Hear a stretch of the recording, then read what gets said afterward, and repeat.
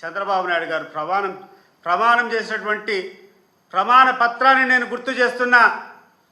ఈ ప్రమాణానికి ఏమైనా విలువ ఉందా చంద్రబాబు నాయుడు గారు?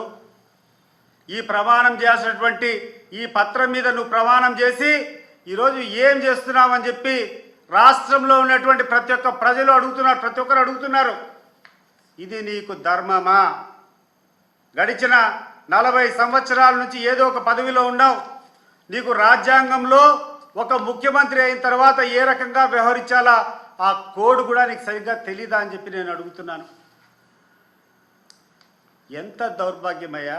ఇదేమన్నా ఈ రాష్ట్రంలో ఉండేటువంటి పనులు, ఈ రాష్ట్రంలో ఉండేటువంటి కథలు ఒక వర్గానికే చేస్తాం, ఇంకొకరికి చేస్తే వైఎస్ఆర్ కాంగ్రెస్ పార్టీ వాళ్ళకు పనులు చేస్తే పాముకు పాలు పోసేట్టు అని మాట్లాడుతున్నాడు.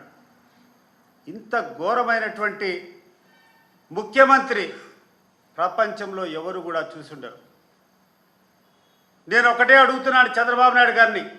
చంద్రబాబు నాయుడు గారు, మీరు ఈ యొక్క రాజ్యాంగాన్ని చదివారా? ది కాన్స్టిట్యూషన్ ఆఫ్ ఇండియా చదివారా?